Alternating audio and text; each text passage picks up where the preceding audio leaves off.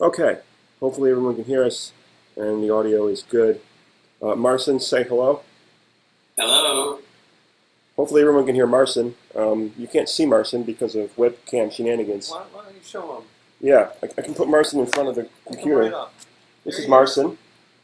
He's an art director, animator, illustrator, fantastic man in Chicago, I believe, right now. Right, Chicago? Yes. Fantastic. So you'll be hearing his voice as we talk about some books. So, How do you want to do this? okay, so this is Cosmic Comics. This is what we're completely ripping off, or we're inspired by. That's the better way of saying it. Collection of short stories by Calvino, and they are all very weird. They're starring a character named Quiff. How do you spell that, Evan? See, it's right there. QFY, Yeah. QFY, I think. So, and like Mrs. and All the names are nonsense words that you can't really pronounce. And all these characters kind of transcend space and time, and kind of do different cosmic-y things, if that sounds familiar. The stories are also, they begin with a little scientific premise before the actual meat of the story begins. You really got to actually get the book in the frame rather than that. So scientific thingy, story thingy. You can read it. Yeah. So we're going to be talking about the first story, which is called "The Distance of the Moon." Distance to the moon? Is it Of the moon. Of the moon. Of. Distance of the moon. So we're going to have a little book club because we all read it and we all really like this story. Speak up more. Jeremy, why don't you post the link to the podcast? Yeah, so there's a... Just in case you haven't read the story or heard this podcast, Radiolab did a great episode where Liev Schreiber, the actor, read the story. And it's 40 minutes. It's not much of your time, and it will improve your life tremendously. So, yeah. homework. Yeah, I listened to it in the dark last night. It was really nice. In the dark last night, listen to it. Yeah, It's a good place to listen to it. Perfect. imagine. And Liev Schreiber does a really great job with the names. Oh, I can't. I've actually heard it. I've read it, so Yeah. it's always in my voice, and I really would love to hear him how he says the names. And they do good sound design kind of moments. Oh, interesting. Stuff too. Like the ending. I like how they Great. ended with the harp. Anyway, you should listen to this Radio Lab podcast. So, I guess I'm going to just read the little scientific caption, and I'm going to ask some questions to these guys, and then they'll maybe ask some questions, and we'll just talk about it. Yep. Okay, so super informal. At one time, according to Sir George H. Darwin, the moon was very close to the Earth. Then the tides gradually pushed her far away. The tides that the moon herself causes in the Earth's waters when the Earth slowly loses energy. And the story is basically about interacting with the moon when it's close enough that you can basically jump to it, Super Mario Galaxy style. And what? So you imagine the moon coming Yeah, closer when it was first created. The tidal force pulling the ocean. put them together to a mountain. so they touch. So Yeah, and it's told through the lens of this grandfather figure to the youngins, how it used to be in the old. Ye olden times. Get a better bandwidth. Oh, my question. Marcin's is, audio is kind of crackly. Oh, whatever. Anyway. Yeah. What's your question? Do you think his audio would be better if we just had a phone and we held it up? No, but I can probably turn off this video and maybe it'll give me better connection. Anyway. So my question to you guys is, now that we've been trying to make a similar story about these characters that transcend space and time, was rereading this story a different experience? Yeah. When I read it like an hour ago or so, I think I'd entirely forgotten about how detailed all the descriptions were, how colloquially it's written, whereas when in our game, we're much more abstract and indirect with describing things, whereas, here, give me the book. Oh, I have my own copy. I got a Jeremy thick has the copy. fancy cover, and I've old beat up. No, I like that one much better. Show them your copy. Yeah, this is just, the normal. It's really beautiful. Yeah, it's lovely. So I'm going to pick out some words here where they talk about the moons. Yeah, they talk about this liquid that they eat on the moon. It's like the moon milk was very thick, like a kind of cream cheese. Through the fermentation of various bodies and substances of terrestrial origin which had flown up from the prairies and forests and lakes, and the moon sailed over them. And he just lists a bunch of stuff in this moon milk, and it's just really casual about it, like, oh, it's just a thing that exists. And he talks about, like, really just plainly and indirectly, and in a really casual manner, like, it's just totally fine that this is happening. Mm-hmm. Whereas in our game, we don't describe things that clearly, I guess. Right, like the limitations of making art Yeah. versus writing. Right. And I guess that, the art's pretty direct in some respects, at least in the demo level and in other places where we kind of use more literal metaphors for things rather than, I guess if it's a literal metaphor, it would be a metaphor at all then, more literal representation of objects rather than a Right, like abstracted one. Yeah, like the collection of things in his moon milk is like very varied. Right? Yeah. Was there anything that stood out to you, Marcin? Well, this time when I listened to it instead of reading it, I got a lot. I got a lot more from the imagery. Yeah. Like having someone read it to me, I almost have this like fable quality to it. That's interesting. Yeah, it is very favorable. Yeah. Yeah. Especially because you read it through like a grandfatherly voice, I guess. And, Yeah, like I had to go around the moon uphill both ways. yeah. Back in my day, when we sailed to the moon on a little boat. Yeah, like I definitely, I think my reaction was similar to yours, Jeremy, Mhm. where I kind of forgot that he mentioned like scale doesn't really matter Mm-hmm. about the things Yeah. that he describes. Yeah. Distance matters a Yeah. little less. And like, or even like chronology. He'll describe like, so the moon is coming so close to the Earth that the ocean rises into the mountain, and it just plucks like sea creatures with And its there's gravity. floating in between. Yeah, and it pulls them, and then they collect on the surface of the moon. And like, he's not describing just like one era of sea creature. Yeah, it's just or a thing one that happens in general. like he describes horseshoes, which implies that there are people to make horseshoes. He talks about trilobites or like Yeah. little like ancient prehistoric things. You It's kind of like nuts and bolts, and, ephemera of human life, yeah. and also ephemera of prehistoric life. So it's this kind of it's this really pleasant. Mhm. And they use the instrument of the harp as well. One of the characters plays a harp on the moon. Like that's one of their favorite activities. And a harp's kind of a timeless instrument in that way, and it's been around, for many a year back into Greek times and before, I'm sure. Yeah. Just like a string instrument being one of the earliest representations of things that humans use to make sound. Yep. But it's also a modern instrument, so you don't really have a clear depiction of what the time is. Yeah. Yeah, it's like he describes things that are like natural things rather than human-made objects that would indicate a time. Well, he describes both. Yeah, but the human things are simpler objects like nuts and bolts or a boat that's just a round cork boat. Yeah. That's how he describes a boat.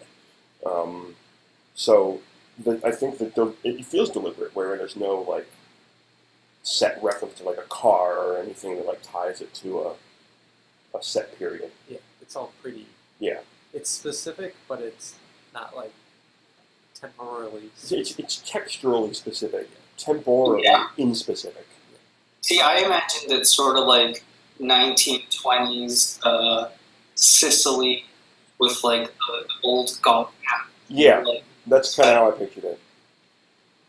Just because the guys, like the book, the author has an Italian name, so it's like it kind of gets imbued with this fanciful Italian kind of imagery, at least in my head. I mean, his name is literally Italy. Yeah, Italo is his name. Yeah. So I think, I don't know.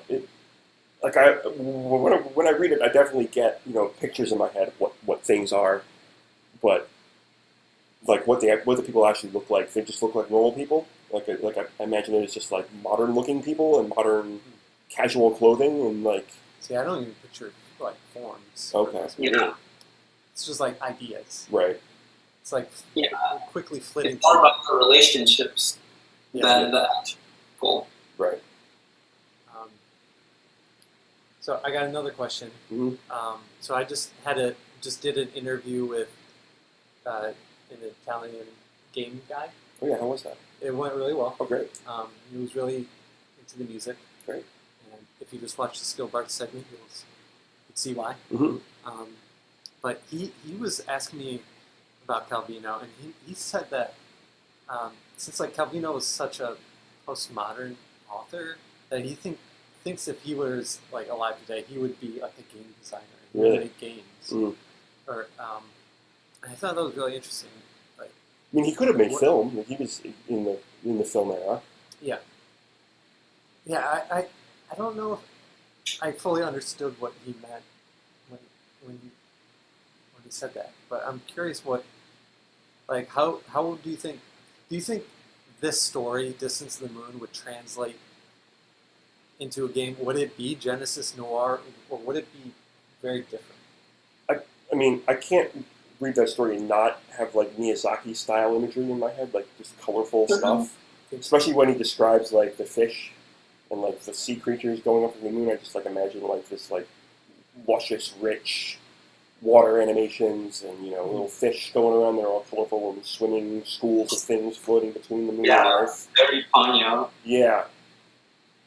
Yeah, so it has like a kind of weird anime flavor to it, in my head at least. And, I mean, it doesn't feel like there's room for other things to happen in that story. So, like, it talks about the moon coming close, but it only talks about one experience related to it. It doesn't talk about, like, oh, here's what everyone does. It's here's what my family does. So you don't really get a sense of... I mean, I guess when the two spheres touching, they only get super close in one specific area. So I guess other people wouldn't be able to interact with the moon in that same way. It would just be this one location where the two planets get close enough that this happens. So it might be only this family can experience it. So it's hard for me to try and like inject variability into that, which is kind of what you want for a game. But in terms of like fantasy, like in terms of like world building, I feel like that would lend itself to a game to explore. I mean, you could argue that Super Mario Galaxy has done that already. Yeah. I mean, that's the whole mechanic, is jumping between planets. Yeah. Well, I love how like casually he world builds. He just sort of drops you in without really any explanation, and just puts a lot of faith in the reader that they'll understand this world without necessarily having a concrete set of rules to go by. Yeah, it's very confident. He says things like, oh, so of course the moon has this and this, like everyone knows that, and you just accept it, and it's totally fine. Well, Evan, how far along into thinking about Genesis Noir did you actually hear the podcast? Because that's how you heard the story to begin with, right? That was the start. Yeah. Yeah. So, I mean, Genesis Noir really, it's a child of Cosmic Comics, but I don't think it's a clone. Like, I think structurally, Genesis Noir is maybe more similar to Alphaville, although obviously these are all very similar. But Alphaville, like, is a film, a French New Wave film by Godard, I believe, and it's a science fiction film that makes no attempt at using science fiction imagery. It was shot in the 60s in Paris, and they don't have like weird sci-fi sets. They just shoot modernist architecture in a way that makes it feel alien. Well, that's like the conceit of the movie. Is like they all speak about being in space, but they're not in space. They're in France. They're in France, Which is like space, but Yeah. it's not. So it relies a lot on your imagination, and there's like a lot of joy in kind of you filling in the details. And as like someone making a game, or like a visual representation of like this kind of cosmic kind of story, I think that's important because there are limitations of what we could create. Whereas Calvino, like writing things, there aren't really limitations. Right. He could conjure whatever in the reader's imagination that he wants. But you're also, as an author, you're limited in terms of what, like, the viewer's experiences. Like, if no one's, like, if I showed this to, if my parents read this, I don't think they would conjure Miyazaki imagery. Sure. I don't know what it would look like. I mean, I get really clear, like, it plays like a movie in my head when I read this book. Yeah. That story, at least. I think you're also limited by, like as an author, by attention span. Yeah. All these stories are quite short and economical, and I guess I see that parallel in the video game, where it's just sort of really stripped back and simple in order to be more accessible. Like it's not a hard read, particularly, but it just leaves you feeling like very just whimsical and nice. Yeah. So here's what I would propose if I were to translate this into an interactive experience. It wouldn't be a game.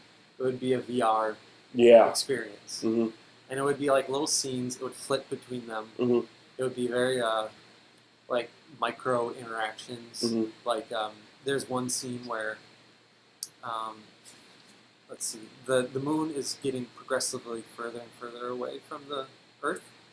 And as the story progresses. As the story progresses. Let's see if I could quickly find. Speak up a little. All right. So and then the people on there's a boat, and they row up this mountain of water that the tidal forces are pulling. As the moon is returning, and it's getting close to the Earth, but it's not as close as it was before. And originally, they would climb up with a ladder, but now that ladder is too short, so they have poles that they're trying to reach these people that are stranded on the moon. And suddenly, it was clear that the tip of the pole would touch the moon. And we saw it graze, then press against the scaly terrain, rest there a moment, give a kind of little push, or rather a strong push, that made it bounce off again, and come back and strike that same spot, as if on the rebound, and then move on away once more. Like that could just be a micro little interaction. Yeah, absolutely. Of like this little, like poking the moon with your pole. Yeah. Or being on the moon and like seeing this pole come and like poke, and then you're like, you have to grab it. Yeah.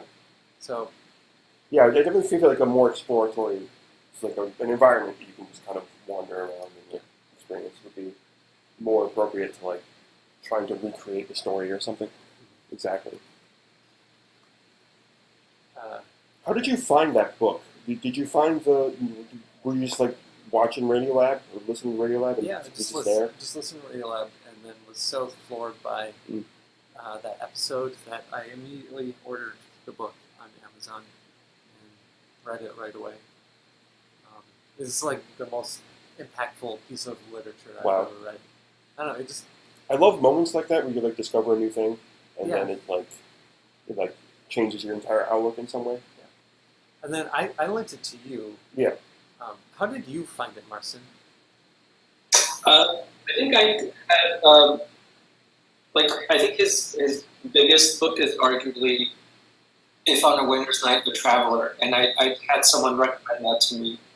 And it was kind of a similar thing of like short stories, but in this very postmodern structure that just made it super interesting. And I found Cosmic Comics through that. I think I may have read a couple other books in between before I got to Cosmic. like at the very beginning how playful it was. Yeah, and also I think very like his specificity is so brilliant. Mm-hmm. Like, let's see if I can find it. I actually just want to. What, the list of moon milk ingredients? Yeah. Yeah. It's pretty great. It's like, I know. Oh, It's, you know what it is? yeah, it's easy to see because there's a lot of comments. There's on this side. I think he does that. Like, he keeps these very vague stories that like, they don't really have a super defined world or grounding, but he'll pepper in these very specific like visions of it. So just reading from the book, him describing this moon milk, which is like all the stuff that the moon gravitationally attracts and pulls from the oceans, and it just gloms on the surface of the moon. You're saying it was composed chiefly of vegetable juices, tadpoles, bitumen, Tar. lentils, honey, starch crystals, sturgeon eggs, molds, pollens, gelatinous matter, worms, resins, pepper, mineral salts, combustion residue. And it's just like, yeah, the specificity. It's just an eclectic list. How eclectic it is. I don't know, it's just really, yeah, it's like, I guess maybe that contrast between like very unspecific and general and vague and left to your imagination, and then the very like hyper-specific is a nice... And like that language kind of conjures, like, for me, images of like tide pools and stuff, and then you kind of instantly, get this kind of imagery of just like natural collection of objects. Yeah. He almost leaves them in like footholds, because you're in this very abstract and magical world. Yeah, you need something to ground you. Yeah, absolutely. Like, I think he's aware that you as the reader need some sort of like something to grab onto, and in the same way that the relationship between the characters is like, I guess not in this instance, not necessarily mathematical concepts, but just like abstract ideas by using the framework of like this old Sicilian fisher boat or whatever else like comes to you. Like, it is a very approachable way of dealing with the subject. Yeah.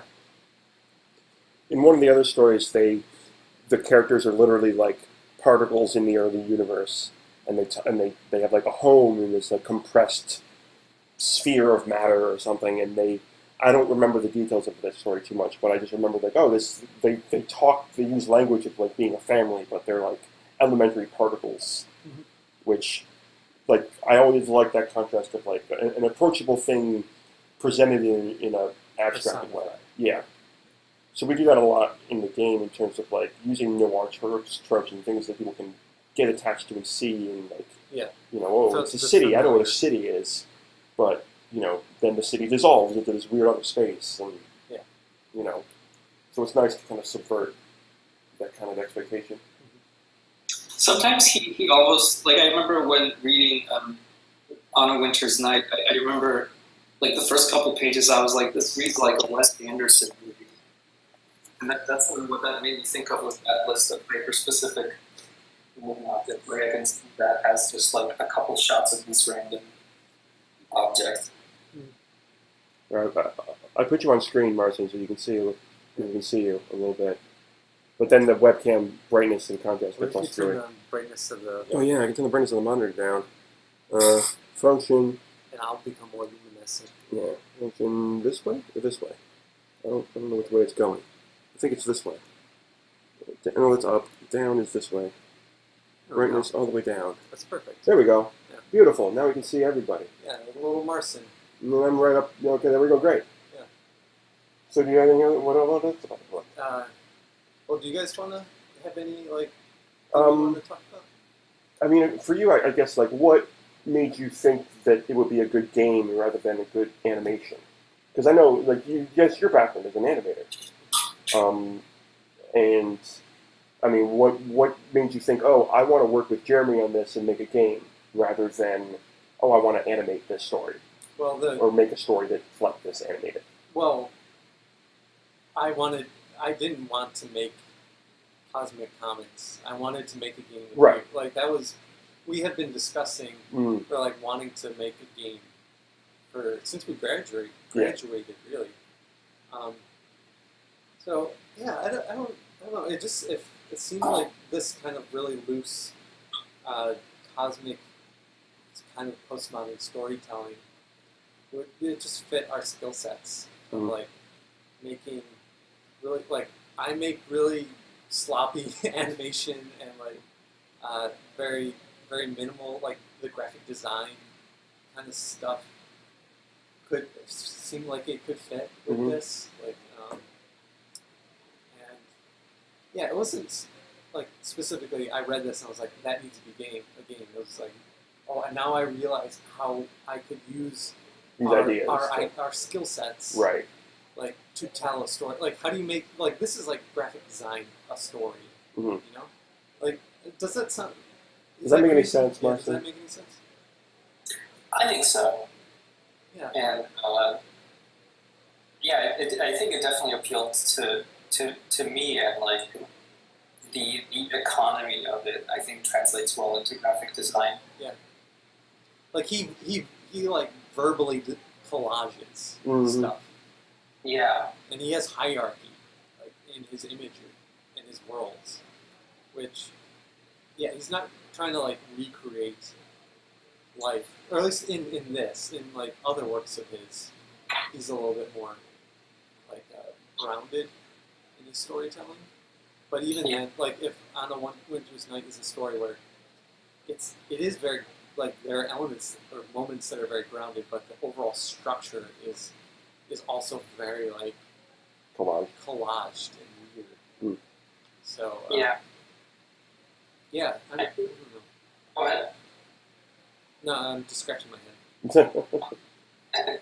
I was going to say that like for me it like crystallized a lot of ideas that I've been having for a number of years, and also wanted to do something about like the nature of the universe and sort of just like inspiring wonder about it, but I wasn't really sure how. Like it always seemed like this like huge abstract idea that how could it ever be approachable?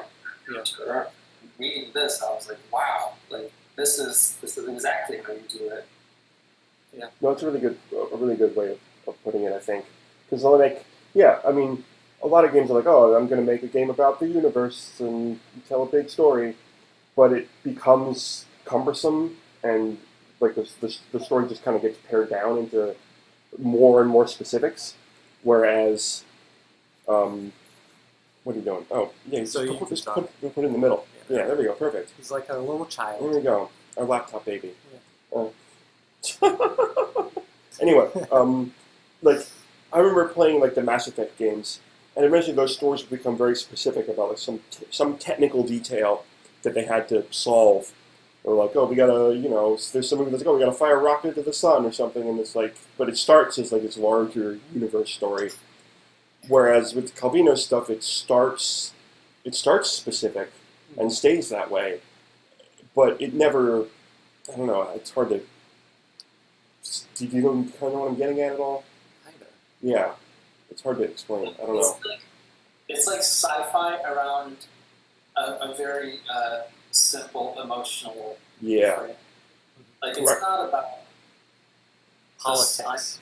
Yeah, it's not about technicalities or anything. It's more about like more human emotions, more like having a family, having friends, hanging out, stuff like that. More than wonder. Yeah, more than like trade disputes and racial relations and aliens and artifacts.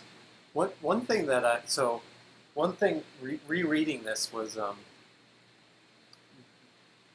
making me consider what we're working on in Genesis Noir is just how he nails the human relationship stuff. Yeah.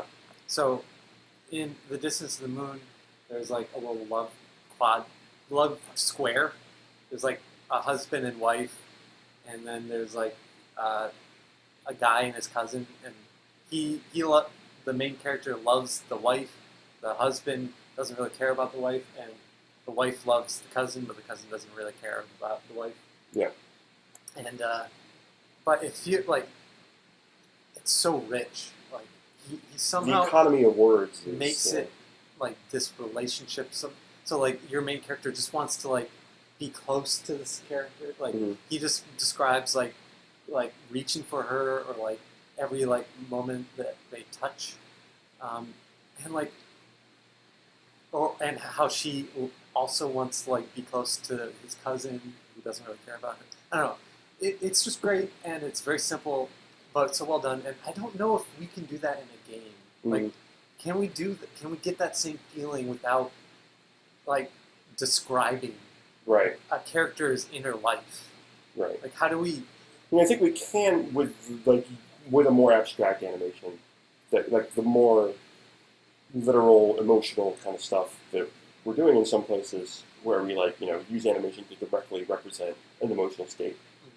I think isn't really done in games at all too much.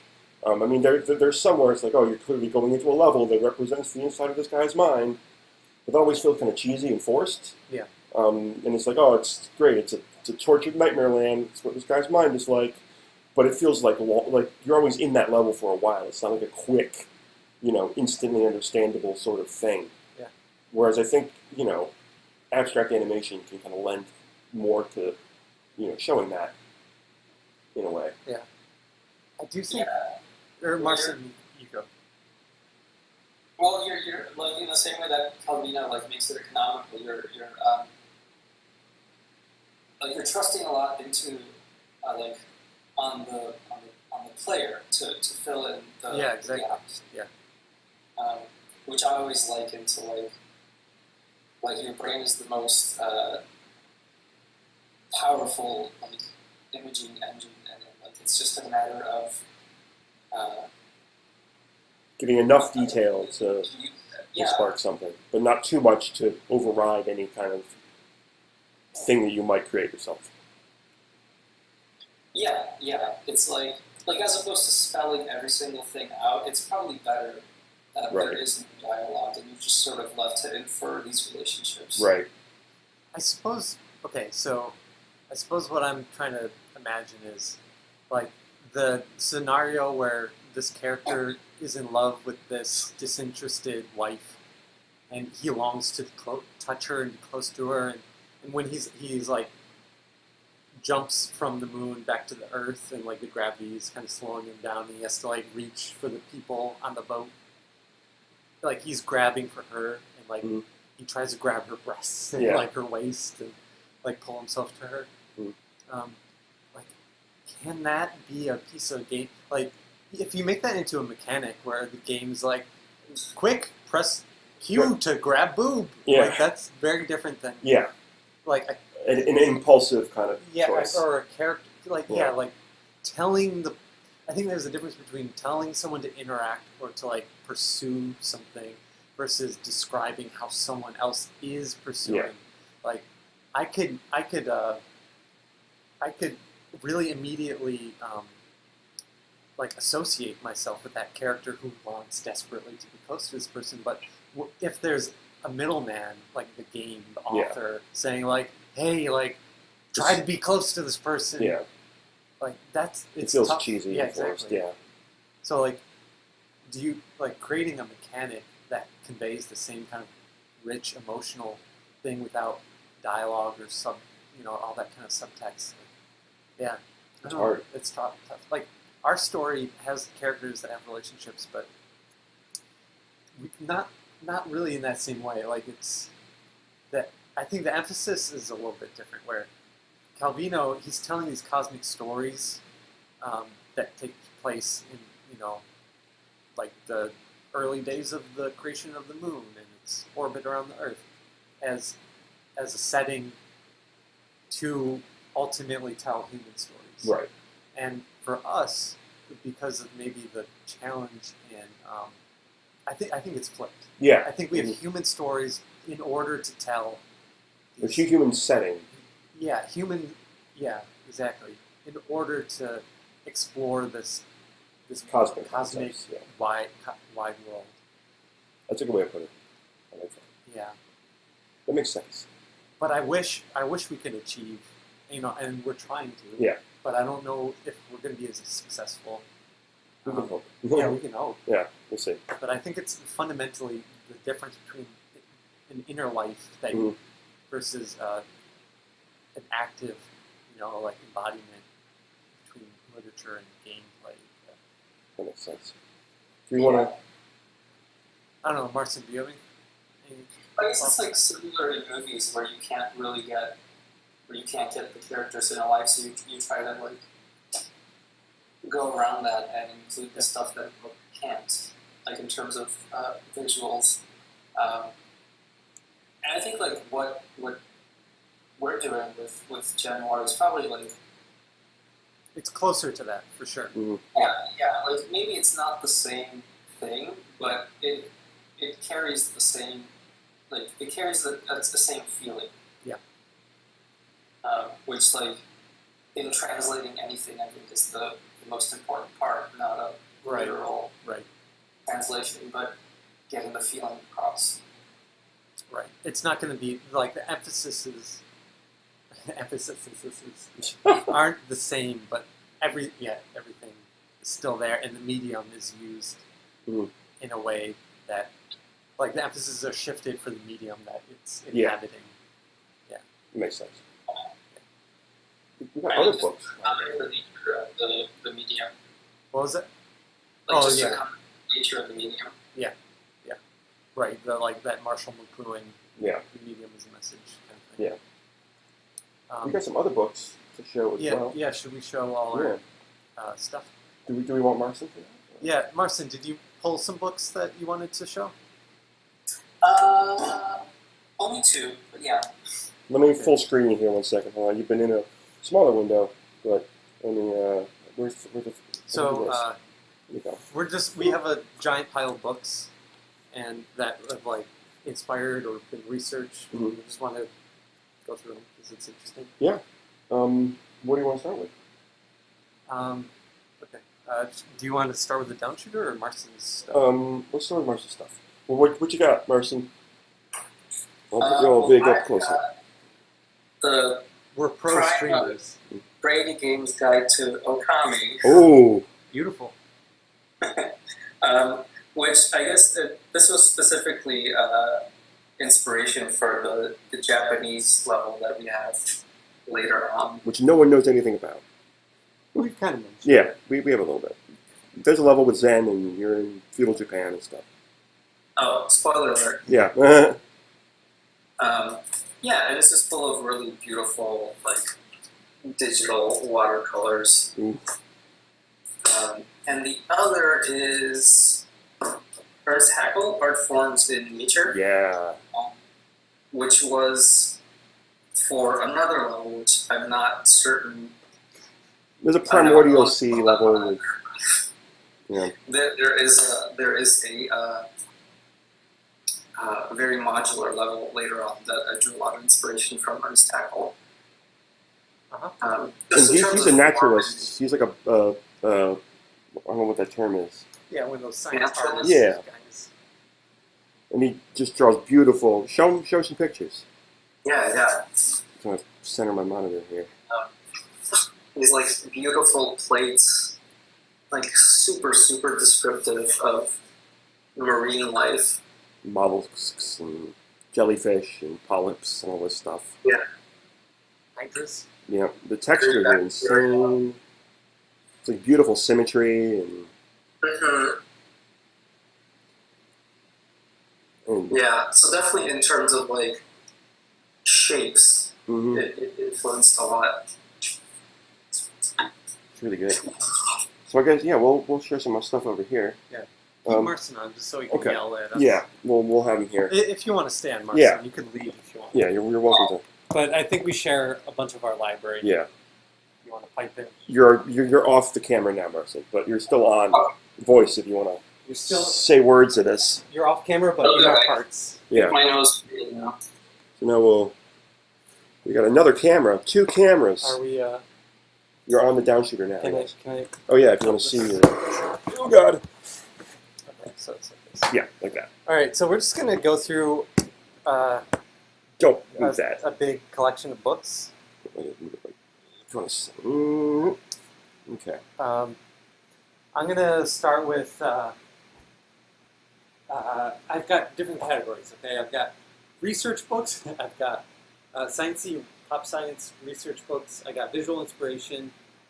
I've got William Blake stuff, and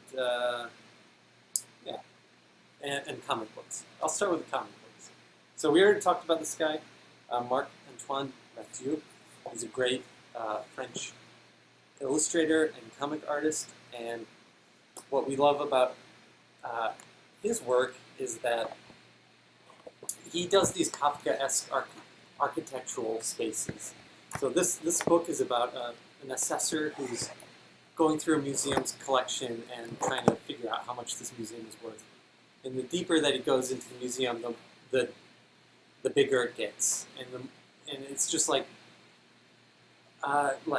using architecture and repetition as a storytelling device. yeah. So it's like it's a story about a character going through the space, but it's really about this character's inner life. And what he does particularly so well is he uses repetition, he uses volume in architectural spaces in really surreal ways, and it's fantastic. Moving on. There's also a key in the back of this book. I don't know why. What is this key about? It's just a personal key. Okay. Next is Gloriana, which is a book by Kevin Huizenga. I'm not sure how you Huizenga.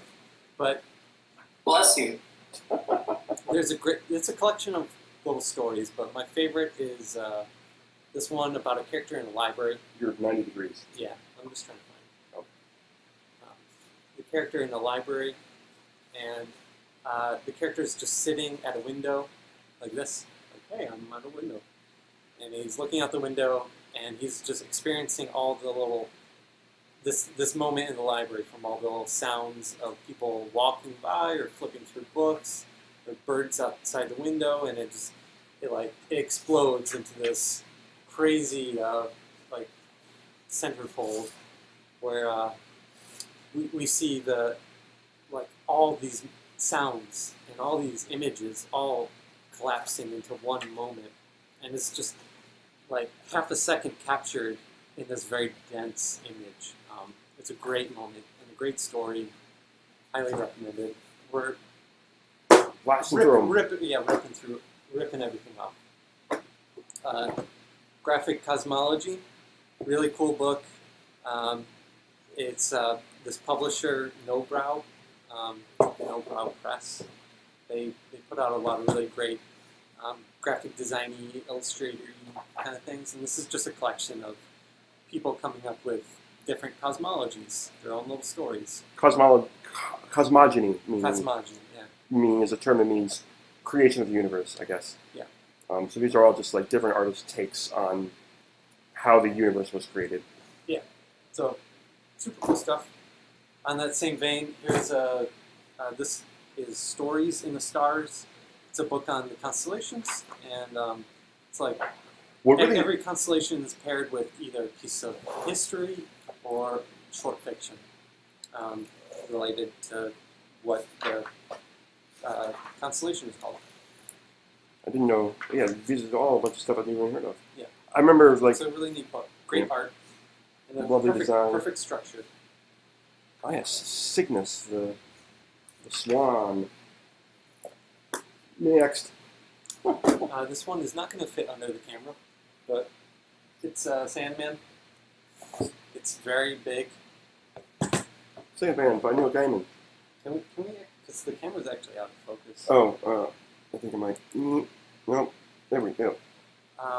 This is the dumb here. I know what we'll do. I'll just go back to this one, and we'll use the good camera, and I'll just hold it manually. Yeah, get this out there. There we go. Okay, so Much better. Sandman. Classic piece of comics history by Neil Gaiman. It's about a Sandman who is Dream. He is Morpheus. He puts everyone to sleep, and it started off as like a very superhero thing, but kind of evolved into its own crazy world building. And, yeah, it's really neat. I highly recommend it. Along with this, there's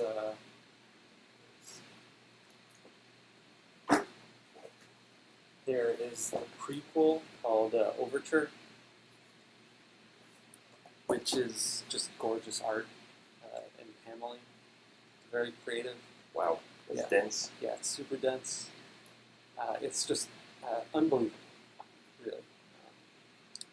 And yeah, like I actually read this after working on Genesis Noir and was incredibly Wish inspired. you stolen more from it? Yeah, yeah, or maybe stole less. Oh, okay. Like yeah, I don't know. It's just great, and I feel a bit of like I'm drawn to the same kinds of things as Neil Gaiman. There's a Jodorowsky and Mobius book called The Incal. Another classic piece of comic history. It's very psychedelic, very beautiful art, very dense. Mobius is a fantastic illustrator, comic artist that. Is that just his name? Mobius? No, that's his pen name. Okay. I forget his actual name. That was my name. A Jean Frenchman. Girard? What was his name? Was it Jean Girard or Girard? Yeah, Jean Girard. Yeah. But this is a story of of characters. It's actually quite similar to that museum book where it starts off at the surface level of the planet. It's like this very dense cyberpunk kind of thing, and then they just go into the sewers and go deeper, and like it's just a story that goes deeper and deeper, and you don't know when it's going to end. Yeah. Another great comic artist, Jesse Jacobs. He's a contemporary guy. He just makes these really beautiful psychedelic stuff. I love how this one combines black and white, and these colorful patterns, very like abstract psychedelic kind of stories. Just like panels, just like this. It's just so wonderful. Yeah, all his work is great. He's working on a game called Spinch, which looks really fun. It's kind of like a psychedelic platformer.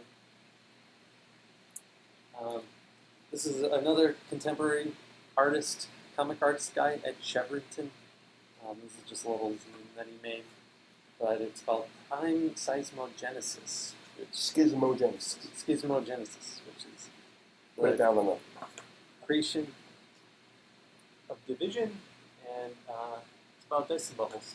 So it's just What's a Dyson bubble, Evan? a Dyson bubble is a hypothetical structure proposed by Freeman Dyson that is built around a star to capture all the energy that it outputs. So a very advanced civilization could build one and have a lot of I don't know, what do you charge stuff with? Never run out of battery. Yeah. Right, for something. So yeah, it's just, he has great, really casual and gestural, effortless art, which I really enjoy. And obviously science fiction, good inspiration for Genesis Noir. I'm blessing through these, but Yep. I have a lot of books to show. Next. I'm trying to hold this camera steady as I can. It's hard though. Next, talk about just sciencey books. This one isn't super related to Genesis Noir, but Jeremy turned me on to this, and it's my favorite sciencey book. Mhm. I don't know about you, Jeremy. It's pretty up there. Um, It's extremely dense.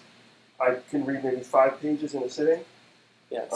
So it's about Gödel, who is a mathematician, Escher, MC Escher, the artist, visual artist, and Bach, the musician, musician, composer.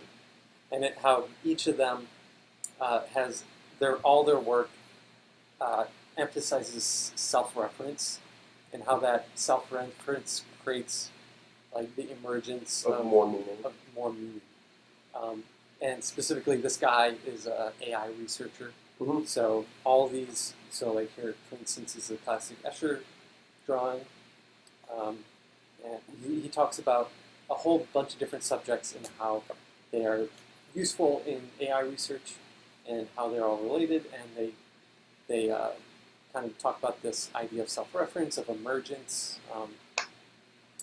And it's super interesting. It's also like similar to cosmic comics. It's a combination of fiction and Every story non-fiction. starts with like a fable kind of, or every chapter starts with like a fable kind of structure of these two characters talking.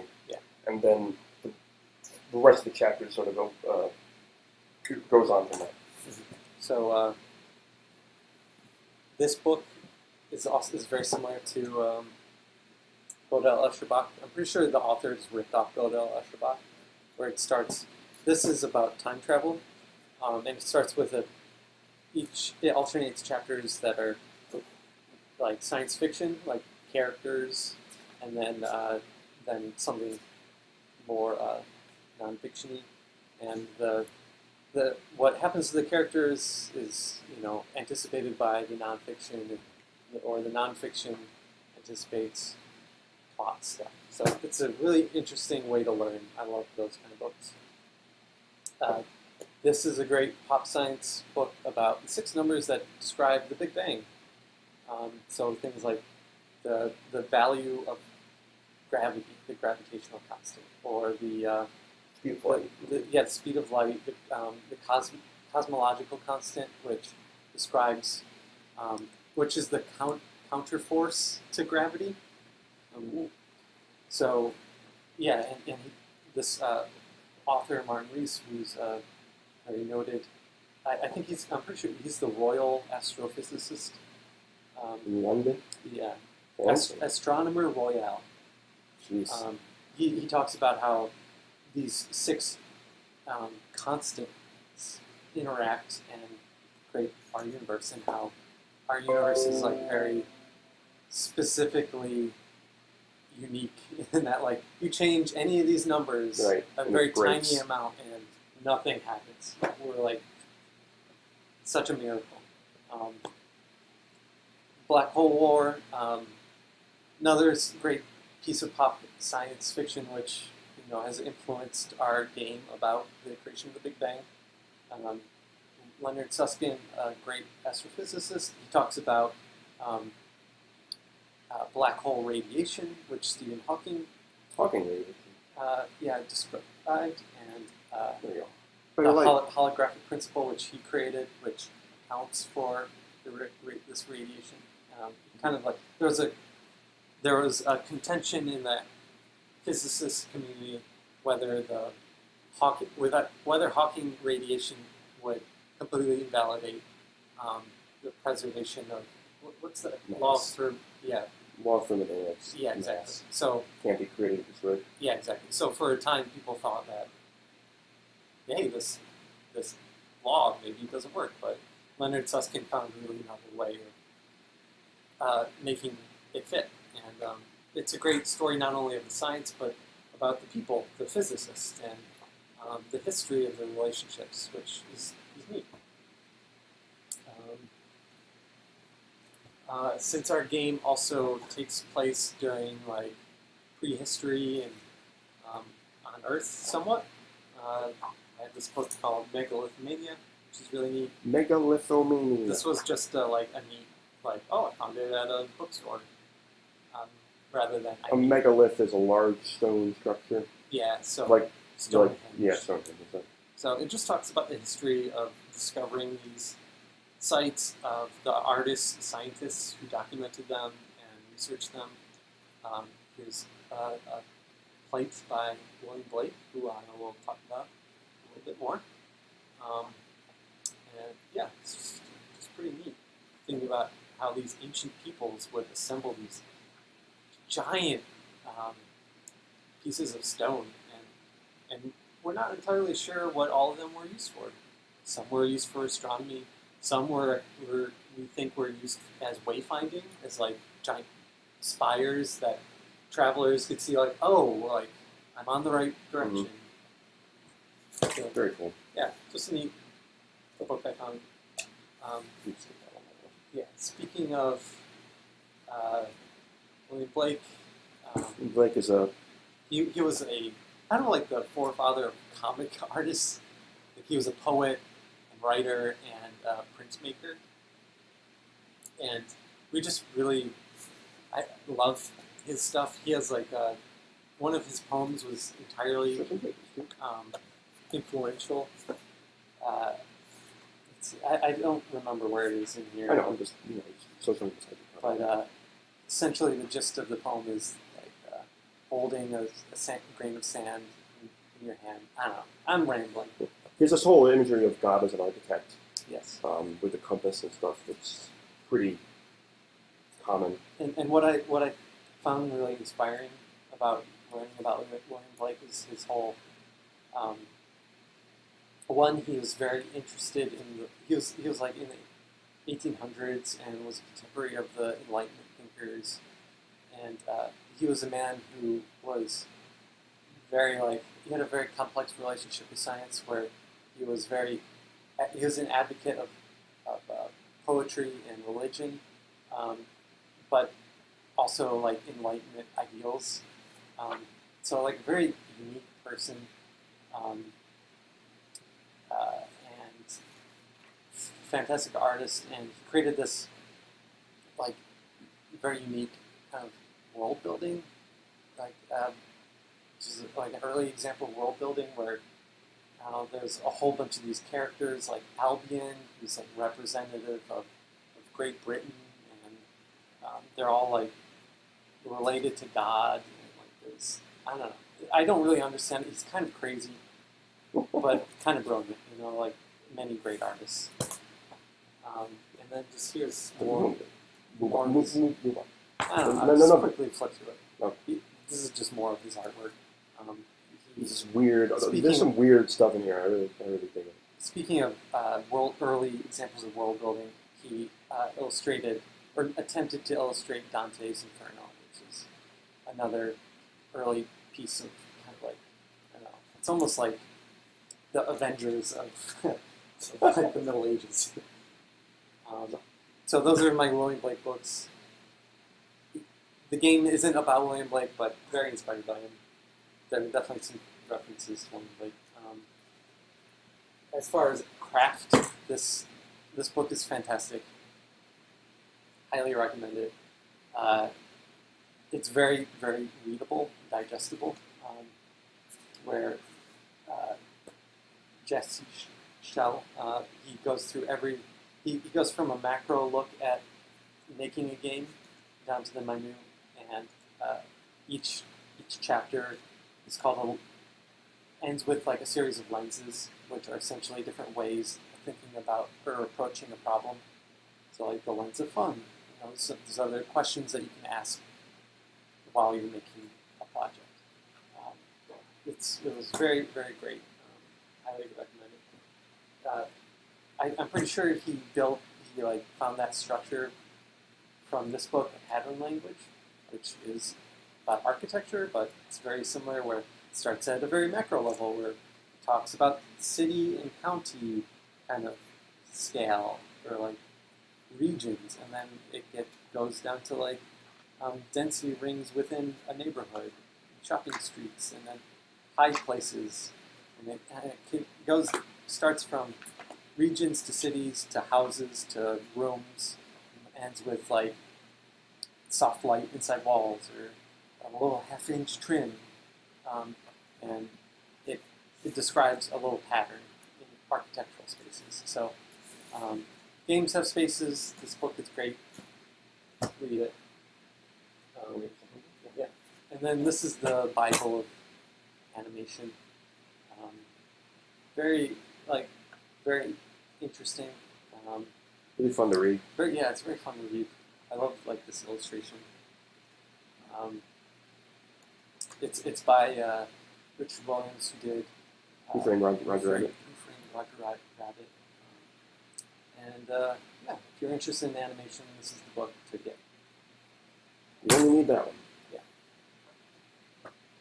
see. And then we've got just a bunch of like reference for Pattern and patterns, natural things. Since our game is about creation, like creating the florets of a sunflower was one of the interactions that we built early on. This book is written by an architect, and it describes How the golden ratio is used how in nature. patterns are like formed through natural processes. So, it's a very, very neat book. It's good to just flip through. And this one is also just like a very pattern, kind of like heavy design book. A lot of stuff about the history of patterns and designs and multicultural kind of design. So once again, our game's literally about everything. So this was a nice reference. I enjoyed this one. Got a good cover. Yeah. 2 more here. And then, yeah, I don't really need it. Okay. Is all we got? Yeah, I think that's good. All right, let's go back to us then. Yeah. Let's put it back on the laptop, and then now we can stop wobbling the camera around. Okay. So that's all we got for today. Well, we're going to do the behind the scenes. Oh yeah, behind the scenes, right? I totally forgot about that. We're going to need a bit to set that up, Yeah. so we'll be back momentarily. But thanks for watching.